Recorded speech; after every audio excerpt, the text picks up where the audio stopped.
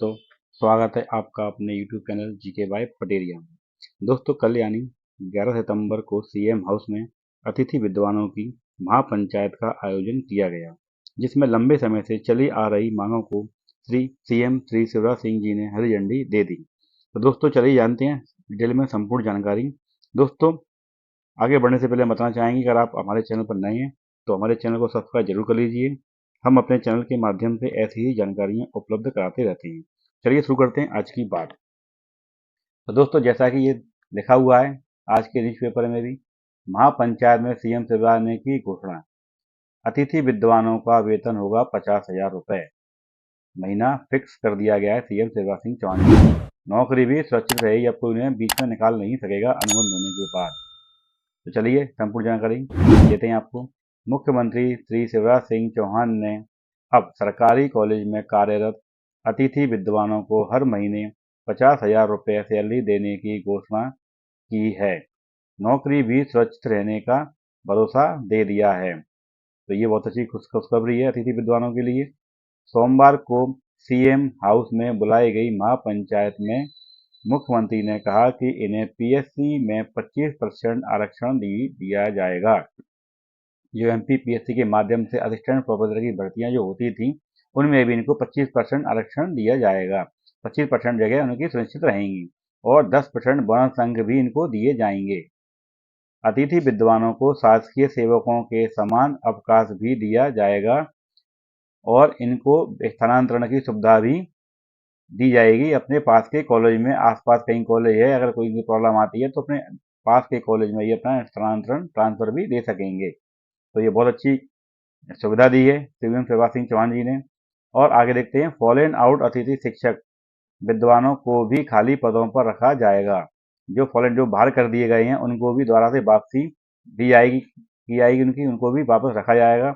यह सभी फैसले तकनीकी शिक्षा में भी लागू होंगे।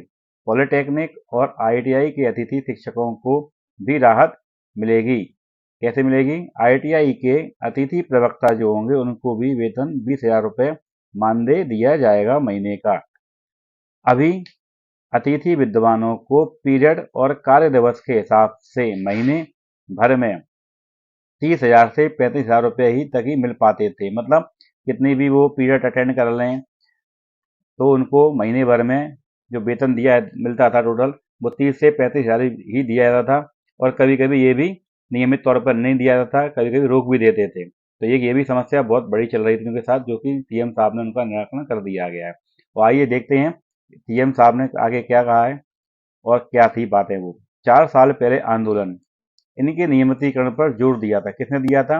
ये जोर दिया था सीएम श्री शिवराज सिंह चौहान जी ने, जब कमलनाथ जी की सरकार थी। क्या थी? चलो जानते हैं पूरी बात। 2019 में तत्कालीन कमलनाथ सरकार के कार्यकाल में अतिथि विद्वानों ने राजधानी में 144 दिनों तक धरना दिया था।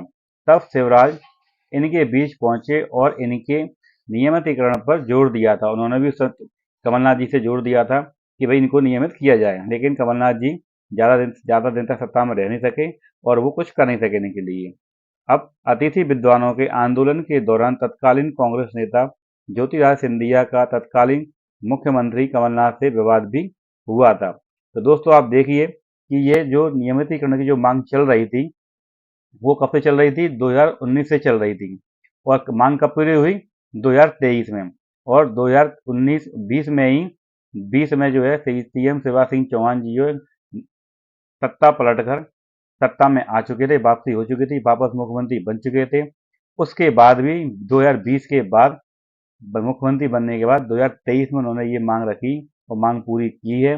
कब की है? जबकि चुनाव सर पर हैं। तो आप समझ सकते हैं ये सब चुनावी माहौल चल रहा है पूरा, और चुनावी माहौल में जो मिल सके वो ले लो, उससे वो बहुत बढ़िया चल रहा है सब चीज़ें। तो दोस्तों, अगर हमारी वीडियो पसंद आई हो तो एक लाइक कर देना, शेयर कर देना, भाई लोगों तक पहुँचाना, जिनको जानकारी ना हो उनको तक ये जानकारी पहुँचाना। और चैनल पर नहीं है तो सब्सक्राइब जरूर कर लेना।